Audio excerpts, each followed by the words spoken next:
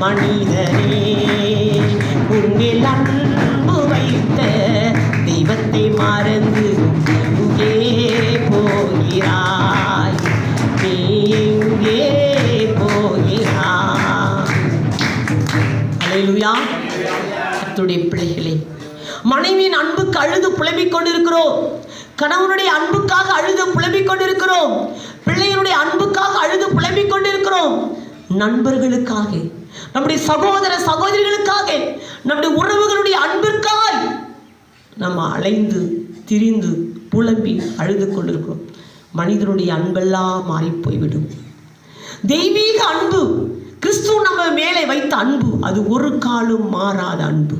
கர்த்தருடைய பிள்ளைகளே, அந்த அன்பு அளவில்லாத ஒரு அன்பு. எல்லாரும் நம்மளை விட்டு போனாலும் அவர் நம்ம விட்டு போக மாட்டார். பாருங்க, விபச்சாரம் செய்த அந்த அம்மாவை எல்லாரும் கல்லெறிஞ்சு கொல்லணும் என்று முடிவெடுத்தார்கள். ஊரே நிற்கிறது கல்லெறிஞ்சு கொல்லுவதற்காக.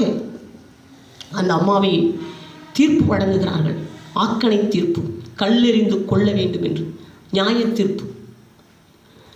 ஆனால் நம்மை படைத்த தேவன் எவ்வளவு அன்புள்ளவர், பாவிகளை நேசிக்கிறவர். நல்ல கண்களுடைய கர்த்தரை பாருங்க. நல்லவர்களை ஒருவேளை நேசிப்பார்கள், அன்புள்ளவர்களை ஒருவேளை நேசிப்பார்கள். நம்ம எவ்வளவு கெட்ட மனிதர்கள், நம்ம எவ்வளவு துரோகமானவர்கள், நம்ம எவ்வளவு பாவிகள். நம்ம யார் நேசிப்பார்? யார் நம்மை நேசிக்க முடியும்? குடி, வெறி, விபச்சாரம் நிறைந்த மனிதர்கள், முரடர்கள், கீழ்ப்படியாதவர்கள். யார் நம்மை நேசிப்பார்? ஆனால் அப்பேற்பட்ட ஒரு பொல்லாத மனிதராக இருக்கிற நமது ஆண்டவர் இயேசு நம்மை நேசிக்கிறார். அவருடைய அன்பு எவ்வளவு பெரியது! கர்த்தருடைய பிள்ளைகளை, அவருடைய அன்பு மிக பெரியது. அந்த அன்பை விட்டு விடக்கூடாது. அந்த அன்பை விட்டு விலகி ஓடிவிடக்கூடாது.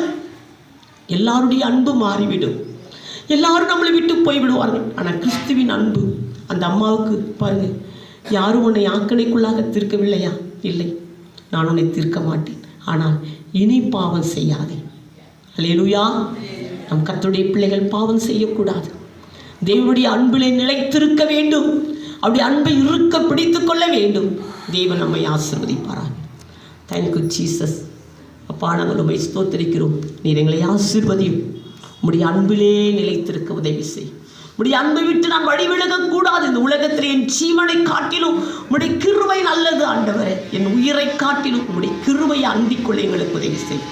ஆசீர்வதி. இயேசு கிறிஸ்துவின் நாமத்தில் ஜெபிக்கிறோம் பிதா. ஆமென். அல்லேலூயா.